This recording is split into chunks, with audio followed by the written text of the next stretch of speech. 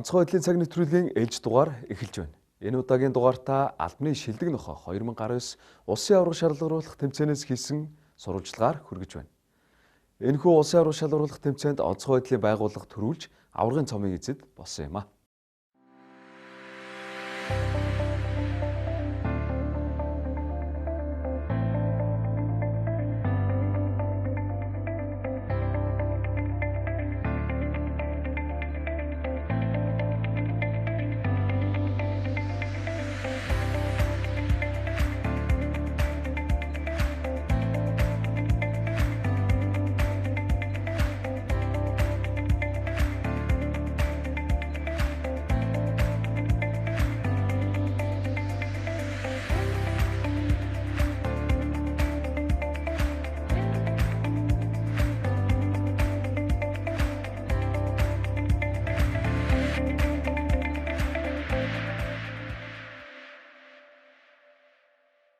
Албаны нохойн хөтлөгч болон эрч нохтын мэргэжлийн ур чадварыг дээшлүүлэх үйл ажиллагааг нь сурталчлах, туршлах, судлуулах зорилгоор гээ-нэргүй сангаас төрийн тусгай байгууллагын дунд албаны шилдэг нохой 2019 улсын аварга шалгаруулах тэмцээнийг зохион байгууллаа. Тус тэмцээнд зэвсэг түвшин онцгой байдлын ерөнхий газар, цагдаагийн ерөнхий газар, гайлын ерөнхий газар, төрийн тусгай хамгаалтын газар болон Төмөр зам Монгол Оросын хувь нийлүүлсэн нийгэмлэгийн 12 нохойн хөтлөгч 12 албаны нохойтой оролцож аваргуудаа шалгаруулсан юм а. Нэргүй сан 2016 онд үүсгэн байгуулагдсан. Энэ маань юутай холбоотой гэхээр Монгол Улс нохой алба ер нь үүсч өгчөд энэ жилд 75 жил тохиож байгаа. Нэргүй сангийн үндсэн үйл ажиллагааны чиглэл нь бол Монгол Улсад үйл ажиллагаа явуулж байгаа албаны нохтын чадхыг сайжруулахад дэмжлэг үзүүлэх олон улсын түвшинд хүргэх тийм зорилго чиглэл бүхий сайн дураар болсон сан байгаа. Анхны тэмцээнийг цагдаагийн байгууллагын хэмжээнд нийт 21 аймаг, 9 дүүрэг, цагдаагийн сургалтын төвийн нохой албад нохтын дунд ур чадварын тэмцээн зохион байгуулсан. Тэр зохион тэмцээнээс үр дүнгээр бид нар юу харсан бэхээр энэ нь зөвхөн нэг байгууллагын хэмжээнд биш тийм ээ. Монгол улсын хувь сахиулах байгууллагын хэмжээнд өргөжүүлэн явуулвал өнөөдөр манад энэ нохой албанд зүтгэж байгаа нохой сурагч болон нохойг чадахжуулахад хувь нэмэр оруулах юм байна гэдэг үүднээс бид энэ жил бол нохой албаны шилдэг улсын аварга шалгаруулах тэмцээнийг гайлын ерхий газар, цагдаагийн ерхий газартай хамтраад зохион байгуулж байгаа. Тэмцээнд оролцсон байгууллагуудын эрч нохтын шилдэгүүдийг мэргэжлийн болон ерөнхий дасгал гэсэн хоёр үндсэн төрлөөр шалгаруулж багийн нэгдсэн дүнгээр аваргуудаа тодруулсан. Хууль хүчний байгууллагуудын хооронд энэ албаны нохой ур чадварыг шалгах юм тэмцээн боллоо. Энэ бол одоо хоёр дахь удаагийн тэмцээн л гэхдээ энэ хамарсан хүрээгээ бол энэ одоо анхдугаар одоо сайн тэмцээн байлаа гэж бодож байна. Бид нэр бол одоо албаны нохой яг одоо мэргэжлийн засал, ерөнхий засал гэсэн хоёр одоо төрлөөр шүүж дүнгээ гаргаж одоо сайн танилцуулдаг гэж байна. Тэмцээний 3 дугаар байрт цагдаагийн байгууллага, 2 дугаар байрт гайлын ерөнхий газрын нохойн хөтөч эрэлж ноход шалгарсан бол 1 дугаар байрт онцгой байдлын байгууллагын нохойн хөтөч эрэлж ноход төрүүлж аваргын цомыг хүртсэн юм а. Хүчний байгууллагуудын дунд зохион байгуулж байгаа шилдэг нохой 2019 тэмцээнд одоо манай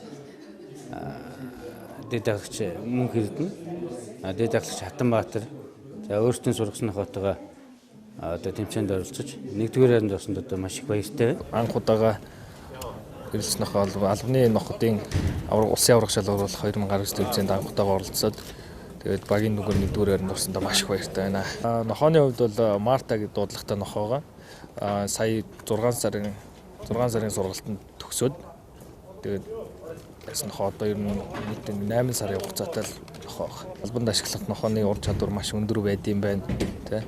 Тэгээд алба болгон тусдаа өөр ингэсэн онцлогтой байлаа. Манай нохотын хувьд бол 90 айх тал руугаа төлхөө чиглэгдсэн байгаа.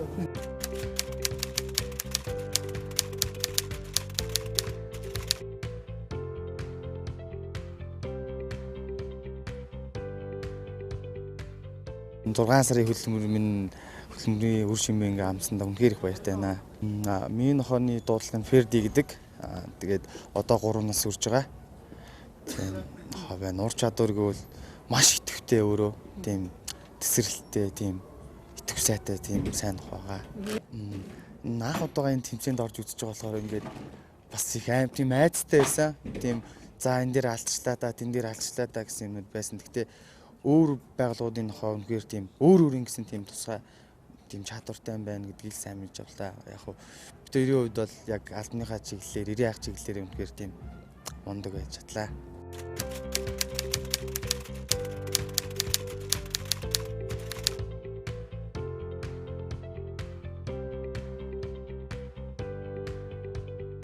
Онцгой байдлын байгууллага манд албаны нохойтой болоод ерөөсөө удаагүй 2 жил болж байгаа. Анхны төгсөлтөөр нь би усч шалгалт авж ирсэн. Тэгээ энэ жилийн хувьд бол одоо энэ үсний 7 байгууллагаас бол 1-р өрөөнд орлоо. Онцгой байдлын албаны нохой хувьд бол маш сайн сургалттай байна гэж би оюун бодлоос түгэнжин шүүгч өгд. Эх жилийн тэмцээнийг маань одоо өнөөдөр онцгой байдлын ерөнхий газраас бас дэмжиж эх жилийн тэмцээнийг одоо зохион байгуулахад хамтарч оролцохоор илэрхийлсэн ба энд бол бас та бүхний ажил үйлсэд бас амжилт хүсээр бас баярснаа илэрхийлмээр байна. Онцгой байдлын байгууллага нь 2017 онд эрэлж нохой албатай болсноос хойш 2 удаагийн албаны нохойг эрен хайх аврах чиглэлээр сургах, алба багштыг нохойн хөтлөгчөөр бэлтгэх сургалтыг зохион байгуулж, улсын хэмжээнд 25 нохойн хөтлөгч эрэлж нохтыг сурган эрен хайх аврах ажиллагаанд ашиглаж байна. Нэвтрүүлэг маань орон сууцны болон үйлчлэгний зориулалтад өндөр барилга байгууламжид хийсэн гамшигаас хамгаалах болон галт төмрийн улсын хяналтыг хэрэгжүүлэх хяналт шалгалтаар хийсэн мэдээллээр үргэлжилж байна. Онцгой байдлын байгууллагаас нийслэлийн нутаг дэвсгэрт байрлах, өндөр барилга байгууламж болон орон сууцны хорооллын байрны орох гарах зам гарцанд галын аюулгүй байдлын тухай хууль тогтоомжийн хэрэгжилт, гал унтраах тусгай зориулалтын автомашин чөлөөтэй нэвтэрч ажиллах, нөхцөл болцоог хангуулах чиглэлээр хяналт шалгалтыг зохион байгууллаа. Улсын хэмжээнд одоо барилга байгууламжийн галт төмрийн барилга байгууламж болон одоо байшин хороолох гарч байгаа галт төмрийн дуудлага эрс нэмэгдсэн. За үүнтэй уялдуулаад одоо иргэд амнасаа алдах, за мөн иргэдийн өмч хөрөнгө одоо ихээр өртөх иймэрхүү одоо эрслүүд маш их нэмэгдсэнтэй холбогдуулаад энэ жил нийслэлийн засаг даргын захирамжаар нийслэлийн одоо төвийн 6 дүүрэг буюу Баянгол, Чингэлтэй, Сүхбаатар, Сонгой хайрхан хаан улд дүүргийг хамарсан. За орон сууцны байшин хороолуудаа хяналт шалгалтын ажлыг энэ оны 2019 оны одоо 10 дугаар сарын 15-наас 10 дугаар сарын 30-ны өдрийг хүртэл нийтдээ 15 хоногийн хугацаатай зохион байгуулсан.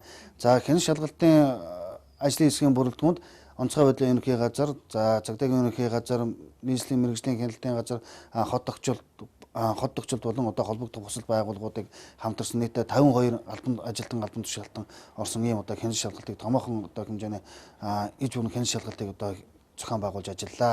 Хяналт шалгалтанд төвийн 6 дүүргийн 62 орон сууцны хорооллыг хамруулсан байна. Хамрагдсан орон сууцны тоог дүүрэг тус бүрээр нь харуулбал Чингэлтэй дүүрэгт байрлах 14, Баянгол дүүрэгт байрлах 8, Баян зүрэгт байрлах 10, Сонгон хайрхан дүүрэгт байрлах 3, Сүхбаатар дүүрэгт байрлах 19, Хангул дүүрэгт байрлах 8 буюу нийт 62 орон сууцнаас 182 зөрчлийг илрүүлжээ. Жишээлбэл энэ хотхны хэмжээнд бол хогийн цэг нь бол хамгийн төгсгөлийн байрны төгсгөлийн хэсэгтээ байрласан байна. Орон сууцны хороолт бол хогийн цэгийг бол тусаалсан зориулсан талбай бүхий хийц үтээстэй байр савнд хадгалах зориултаа хийх ёстой байдаг. Гэтэл одоо энэ маань бол гадаа ил задгай, ил шатах материалын хэмжээгээр бөөгнүүлсэн тийм ээ. Энд хэрвээ гадаа ил задгай хогийн сувд гал гарсан тохиолдолд одоо галантрах тусгай зориултын автомашин хүрлцэх очих нөхцөл болцоог хязгаарласан. Тухайн гарц дагуулаа зан дагууд автомашины хэмжээгээр байрлуулсан.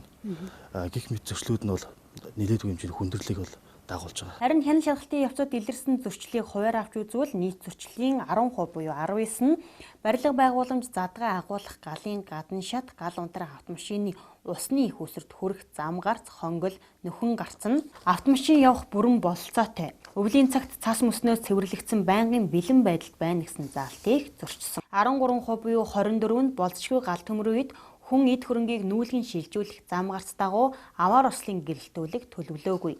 14% буюу 26 нь барилга байгууламж дотор гал эсэргүүцэх усан хангамжийн систем төлөвлөсөн боловч хоолой, хушуу, крант зэрэг иж бүрдэл байгаагүй. 18.2% буюу 51 нь галын автомат тохиолдол гал унтраах тоног төхөөрөмжөөр тоноглогдсон боловч ашиглалтын байнгын бэлэн байдлыг хангаагүй. 34% буюу 62 нь орон сууцны хороол нь гал төмөр унтраах автомашин чөлөөтэй хүрэлцэн очих зам, байрлах тусгаалсан талбай бэлтгээгүй зэрэг нийтлэг зөрчлүүд илэрсэн байна. Хэд Улаанбаатар хотын хэмжээнд нэлээдгүй тулгымцсан асуудал юм аа. Орон сууцны хорооллын гудамж талбайн зам гарцсан асуудлын нэг хамгийн чухал асуудал нэг болоод байгаа. Нийтдээ энэ орон сууцны хороолд бол гудамж талбайд автомашины зогсоол төлөвлөлттэй холбогдох стандарт норм дүрмийн дагуу хүрэлцээтэйгээ төлөвлөх ёстой байдаг. Гэтэл зам гарц талбай муутаас ахуулаад одоо энэ стандарт нормд дүрмийн дагуу мөрдөж ажиллагаа өгс автомашиныг бөөгнөрсөн төлөвлөсөн чигт бол байрлуулдаг байгаа. Энэ автомашины өргөний хэмжээ, зай хэмжээ гэж байдаг. Энэ зай хэмжээг бол тодорхой хэмжээгээр алдагдсан зүйлсүүд бол нэлээд хэмжээгээр тулгарч байгаа. За ер нь тэгээд улсууд машина ингээд хааж замаа орох гарцаа хаагаа тавьчихдаг. Тэгээд уц руу залгахаар нөгөө ус чи уцаа авдаг. Одоо нэг тиймэрхүү. Тэгээд ингээд хамаагүй чихэд орчгоор хүний машин дээр зурчих гад бас хэцүү. Тэгээд тэр цааталт нь хүний эд хөрөг шатаад байдаг. Тэгэл хэцүү шүү дээ. Орой ч нь тэгэл орон сууцнд утаа мутаа гээл орчин манай баян сүрчийн өөр том газар бүрээтэй чинь тэгээд очихоор үүдэнтэй ингээ машинуудаа тавьчихна. Бүр нарийнхан босчихно. Тэгэл тэнд ингээл чигээр орохоор ингээл толин машинуудын толин хамж авчих гал. Ер нь тийм галын машин орно гэсэн тийм ямар зайгүй. За стандартын дагуу бол замын торчих хэсгийн өргөн нь бол 3 метрийн хэмжээтэй байх хэвээр. Бид одоо яг энэ туршилтыг хийж үзүүлж байна. За энд бол одоо ингээд туршилт хийхэд 2.4 гэсэн одоо метрийг бол энд зааж байна. Энэ одоо заалтаар буюу заалтыг харж байхад бол 3 метрийн өргөнийг өстой бага буюу энд зорчих хэсгийн талбай багтаа дээрэс нь гал унтраах автомашин одоо зорчих юм боломжгүй нөхцөлийг бол энд бүрдүүлж байгааг харуулж байгаамаа. Хэн шалгалтын өрөөнд илэрсэн зөрчил дутагдлуудыг сууц өмчлөгчдийн одоо холбоо буюу сөөхөд мэддэг албан шаардлагыг хөргүүлсэн боловч тухайн сөөхүүд мань дараах одоо тайлбаруудыг бидэнд бас өгөөд байгаа. За энэ нь болохоор сууц өмчлөгчдийн холбооны эрх зүйн байдал нийтийн зориулалттай орон сууцны байшингийн дундын өмчлийн эд хөрөнгийн тухай хууль. Энэ хууль нь бол 2003 оны 6 сарын 18-ны өдөр батлагдсан ийм хууль байгаа. За энэ хуулийн 4.1-3-т нь орон сууцны байшин хорооллын доторх нийт эзэмшлийн талбай. За мөн одоо тэдгээр зориулсан техник тоног төхөөрөмж бусад эд зүйн сууц өмчлөлтийн холбоо байна гэж заасан байдаг боловч тухайн сууц өмчлөлтийн холбоо нь хуулийн этгээд буюу иргэнээр байдаггүй. Зөвхөн одоо гишүүдээс бүрдсэн юм холбоо байна гэж ингэж заасан байдаг учраас бид нар одоо сая хэн шалгалтаар илэрсэн зөрчил дутагдлыг арилгуулахаар өх мэдэгдэл албан шаардлага одоо хаана өгөх, хинд өгөх, за ямар хариуцлага тооцох нь одоо хууль зүйн зохицуулалтаар одоо зохицуулагдаагүй ийм очир дутагдaltaй ийм зөрчлүүд бас илэрсэн байгаа. За 2015 оны галын аюулгүйдний тухай хуулийн 18-ын 3 дугаар зүйл. За мөн одоо 2016 оны засгийн газрын 339 дугаар тогтоолоор баталсан гал унтраах үндсэн дүрмийн 2.14-т нь за орон сууц барилга байгууламж нь гал унтраах тусгай зорилтын автомашин хөрөлцөө очих зам гарчийг чөлөөлсөн. За мөн одоо гал унтраах автомашин усаар цэнэглэх боломжийг нь бүрдсэн усан хангамжид хурж очих замыг нь чөлөөлсөн байхыг хуульчд бүр зааж өгсөн байдаг. За мөн одоо засгийн газрын 339 дугаар тогтоолоор баталсан гал төмөр усын хяналтын үндсэн дүрм дээр мөн хэрвээ гал унтраах тухайн орон сууцны замыг хаахаар төлөвлөсөн одоо зарим засвар үйлчлэгээтэй холбоотой зарим одоо арга хэмжээг авахар төлөвлөсөн байгаа тохиолдолд бусад өөр чиглэлээр усан хангамждаар очих энэ зам гарцыг нь чөлөөлөх тэр талбайг нь бэлтгэх зориултын талбайг бэлтгэж барихаар ингээд бүр тусгаалan заагаад өгсөн байдаг. Эдгээр заалтуудад одоо зөрчсөн ийм зөрчлүүд маш ихээр гарч байна. Сууц өмчлөгчдийн холбооны эрх зүйн байдал нийтийн зориулалттай орон сууцны байшингийн дундын өмчлөлийн эд хөрөнгийн тухай хуульд орон сууцны байшингийн дундын өмчлөлийн эд хөрөнгийн өмчлөл, эзэмшил, ашиглалт хамгаалалттай холбоотой асуудлыг сууц өмчлөгчдийн холбоо хариуцахаар заажээ. Орон сууцны байшингийн дундын өмч гэдэг тухайн орон сууцны дээрх болон доорх нийтийн зориулалттай усан сан, машины зогсоол, тэдгээртэй адилах барилга байгууламж зэрэг байна хэмээн тодорхойлсон байна. Гэтэл сууц өмчлөгчдийн холбоо нь хуулийн эрхгүй учраас хяналт шалгалтаар илэрсэн зөрчил дутагдлыг арилгуулах эрх зүйн үндэс үүсэхгүй байгаа юм. Иймд хуульд өөрчлөлт оруулж орон сууцны байшингийн дундын өмчлийн эд хөрөнгөд болон хүний амнаас эрсдэх аюулаас урьдчилан сэргийлэх нь чухал байна. Онцгой байдлын цаг нэвтрүүлэгтээ хамт байсан үзэгч танд баярлалаа. Дараагийн дугаар хүртэл баяртай үзэгчтэй.